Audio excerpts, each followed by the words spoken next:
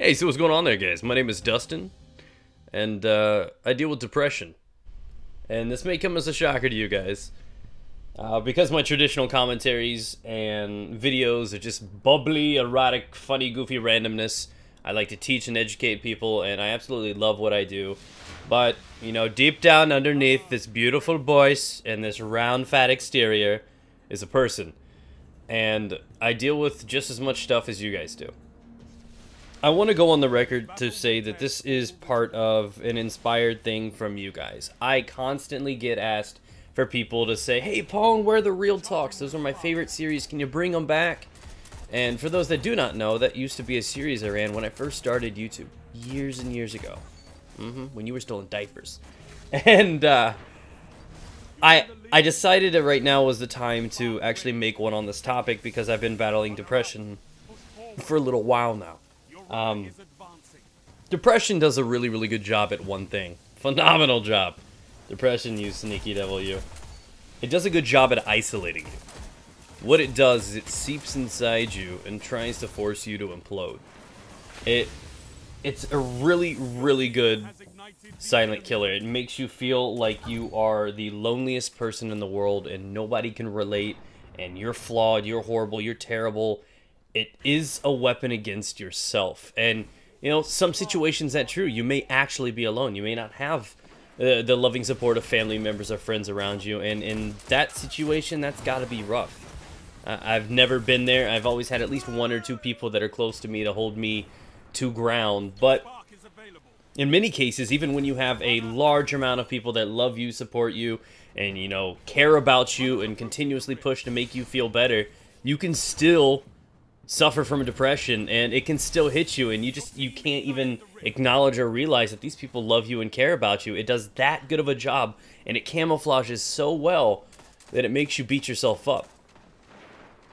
The first time I dealt with depression, I was 10, 11 years old, and daddy issues. My father wasn't really there for me when I was younger. And, you know, as a kid that doesn't understand these things, I always felt like there was something wrong with me, right? Like I was broken, or I wasn't interesting, or I don't know what it was. My KD wasn't high enough. I just always felt there was something wrong with me. And I felt like I just had to gain his approval. Don't know why, but it's just something I felt I had to do. And he would always get drunk and be occupied with other things and play cards, euchre, and... you know, I taught myself at 9 years old how to play euchre, how to gamble, just to have a common interest with him. I did so much to gain his attention, and, you know, I knew he loved me. He wasn't a bad person. He just wasn't a good father. And it tore me up inside. It really did. I went to the doctor, got diagnosed with depression, went ahead and prescribed me with Zoloft, which is an antidepressant. At 10 years old, I was dealing with depression. It's the first case I ever had. And, it didn't really just get better. It kind of tapered off. When I became 13 years old, I finally stood up and said, "Dad, I just don't want to see you anymore." And that's it. I've seen my father 4 or 5 times in the last maybe 10 years. And that's the way I wanted it. Not because I didn't care about him, not because he didn't care about me, but because it was just too hard for me to do it, and the only way for me to do anything was to shut it off. He wasn't getting better, it just wasn't working, and I felt like the easiest and safest and just emotionally stable decision I could make would to just be completely terminate our relationship. And to this day, I stick by it. It's one of the smartest decisions I've ever done, and it's for the better. And that's how I handled that situation. We're going to fast forward another year or two. Mom gets a whopper of a boyfriend. Oh, man, this guy. So, you know, at first he was a kind guy. Probably just because he wanted to get inside my mom. And, you know, he seemed like a generous guy. You know, I'm like, "Hey, I like you, buddy. Stamp of approval. You can be in my mom." And everything was good for a couple weeks, couple months. And then he moved in. And then he took over. And then Satan was visible. And things escalated.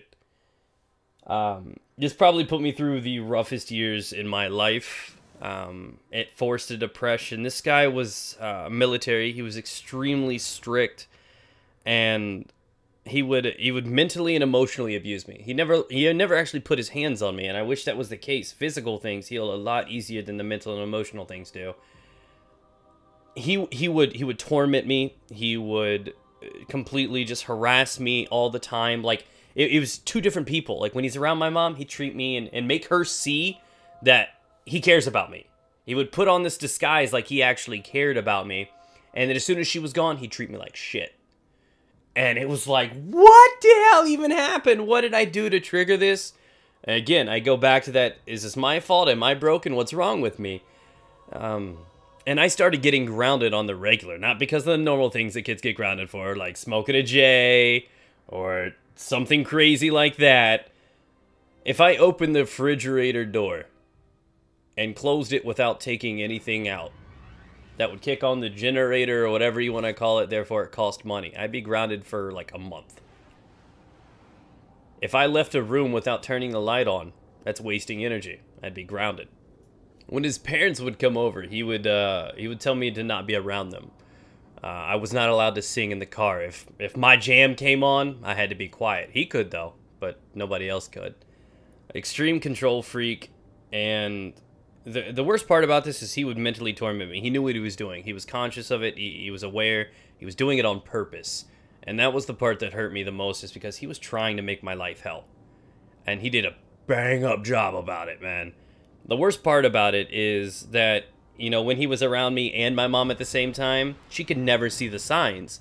So when I went to her and say, he was doing this stuff to me, she'd just think I was lying, or didn't believe me, or seeking out attention, or I'm not sure what it would be.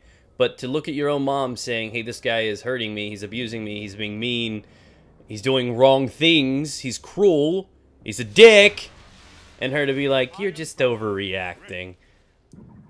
It made me feel alone. I felt like there was no one to talk to. Who else can I go to if not my mom? My dad's out of the picture. What do? So I became a recluse. I'd stay in my room all day long. I wasn't interested in girls. Just played a little bit of video games, built some maps in the Unreal Engine, and stayed in my room. It was safe there.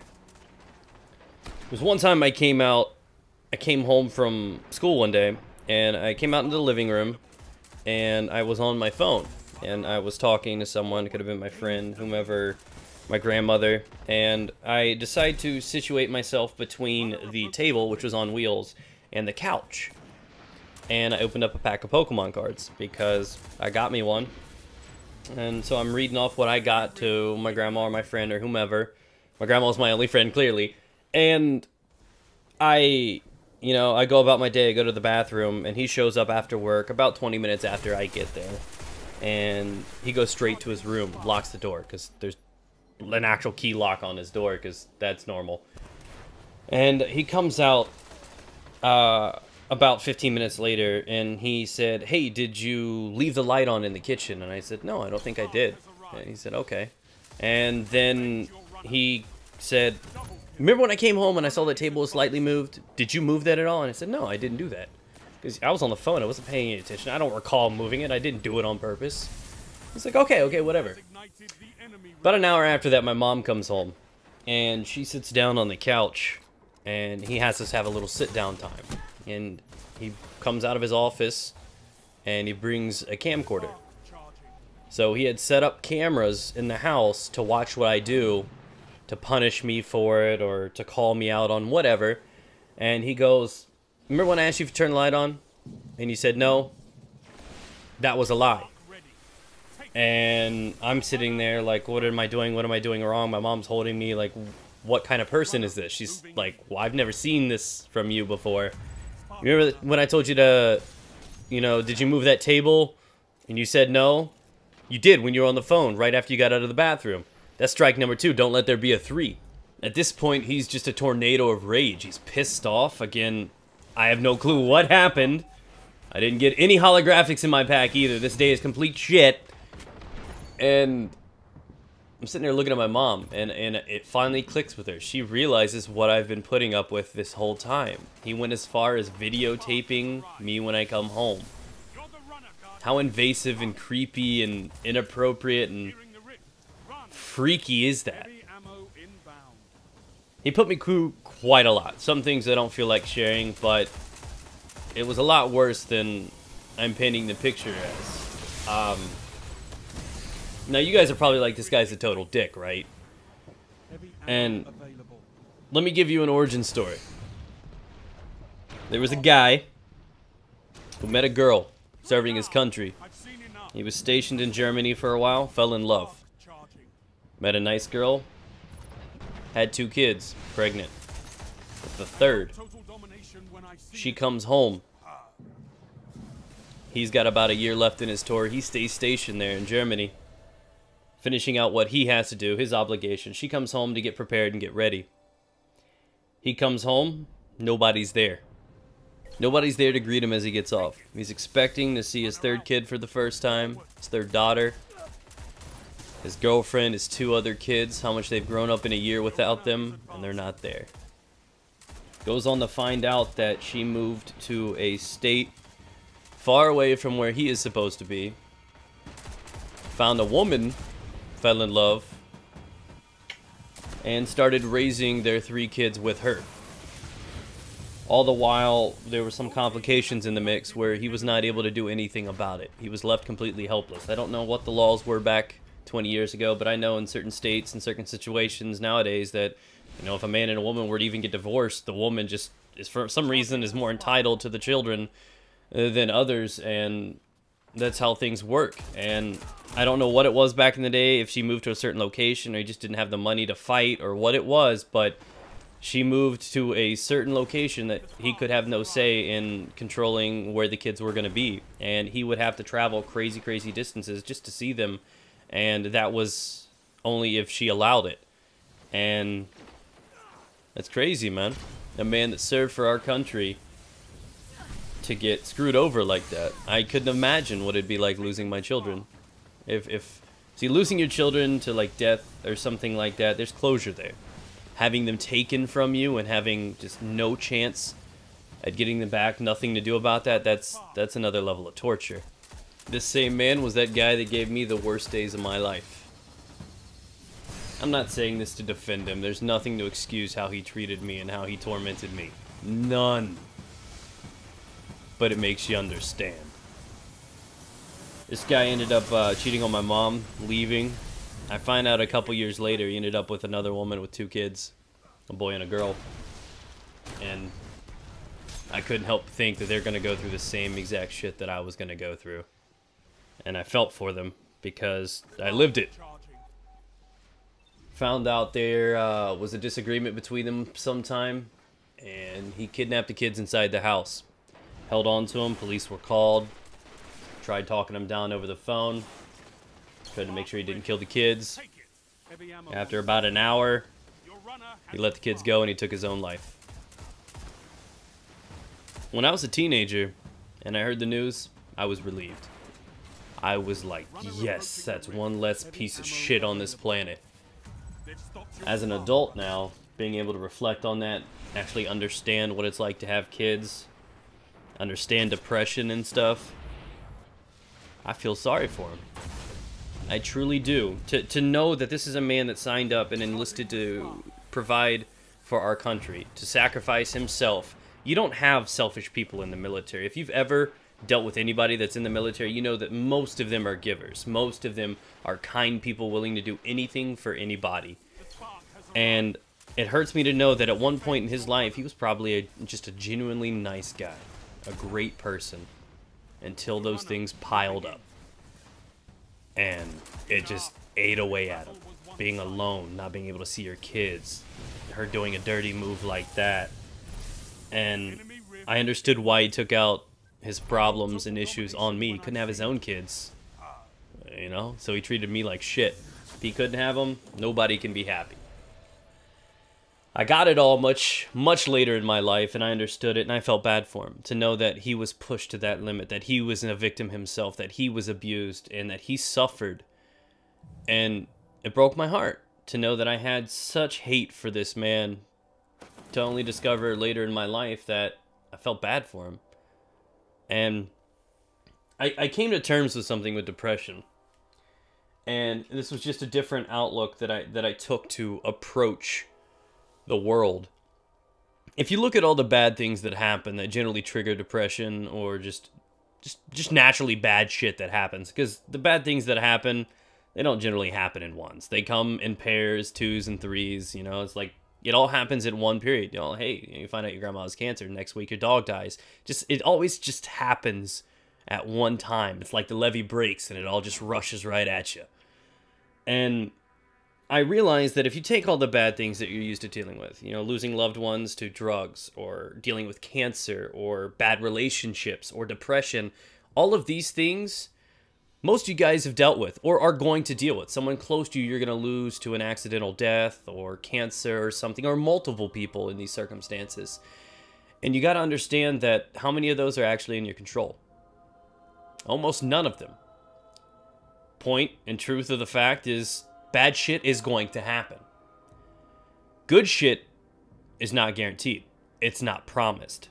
A lot of people think there's good and bad in the world and there's balance. It truly isn't. Bad stuff will happen. There's no fighting it. No amount of resistance or preparation can prepare you for something like bad shit. The catch is, if you want good in your life, you have to work for it. You have to aim high. You have to keep pushing. Never sit still. Never be content. Because as soon as you get content, bad things are going to happen, and there's not enough good to suppress that. And that's where depression comes into play. I mean, like I said, if you think about all the bad things, take it on the other side of the spectrum. Look at the good things in life. You know, you talk, hey, I want a mansion. Hey, I want, you know, a career, a successful career. I want healthy kids. I want a loving wife. And those things don't just come to you. They don't show up in your mailbox. You got to work for those. Those aren't guaranteed things either. So if you sit still, they're not going to happen. Only you can make those things happen. So it may not be fair that you have to work for good things in your life, but you do. And bad things are just going to happen. It's inevitable.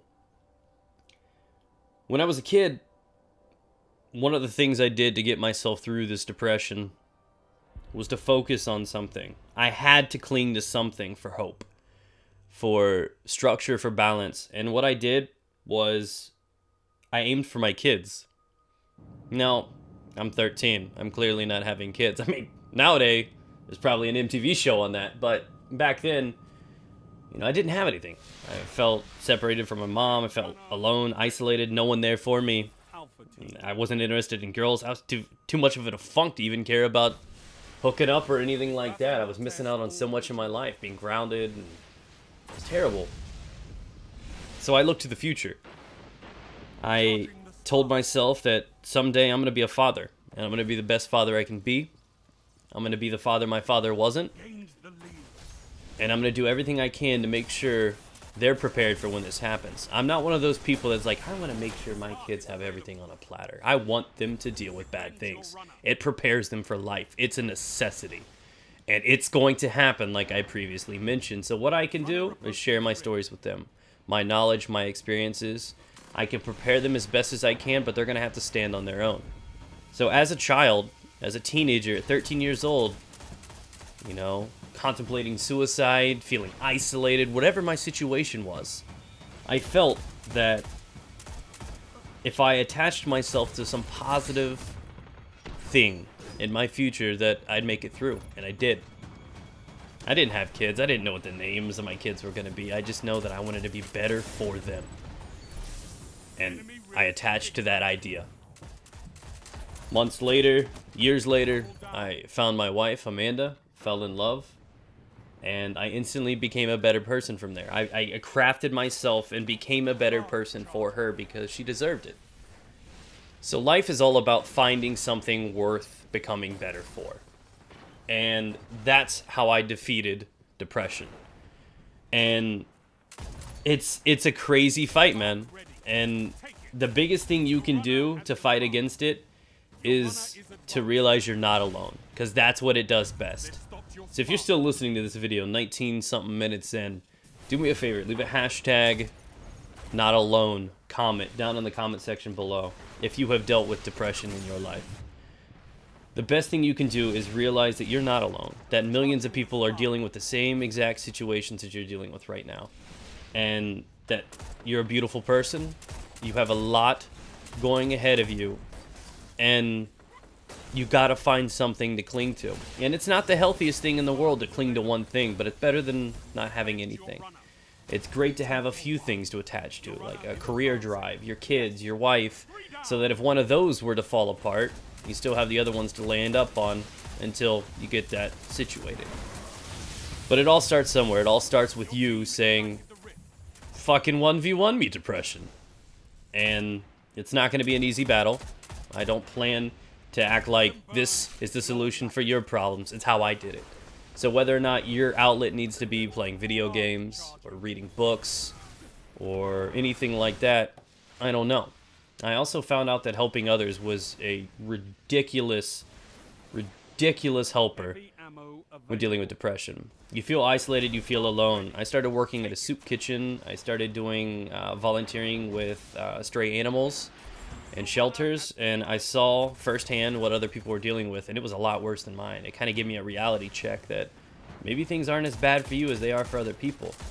And, you know, believe it or not, doing things for other people is super beneficial for yourself. It makes you feel good and makes you feel valuable, feel wanted, and that's a remarkable weapon against depression too. So that's just the last bit of info that I can give you guys. So depression's not easy, and every case is different, but it is ultimately all up to you to defeat it. You got to find something to motivate yourself and get out of it, and withhold it as long as you can, because suicide is not an option. Success and happiness in life is a gift. It is just a miraculous thing.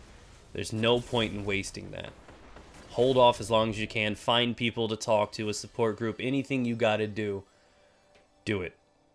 So, thanks for listening, guys. I love you all. Trust me. I may not know you, but I love you all. And I wish you all the happiness. I wish that you have the strength to get through whatever you need to get through. And I hope you never become one of those guys that dealt with what I had to deal with, or what the military guy had to deal with. But this is the end of the video. I have a loving family now. I made it through. I've got a wife, 2 beautiful children, 2 beautiful boys, and a bunch of friends now. Life's good. Even when things look down and the job is not as secure as it used to be, and I've made a lot of mistakes and I can constantly blame myself for things, I just take a picture, go ahead, look at my boys, and it cures it all. I hope you find that. Take care, guys.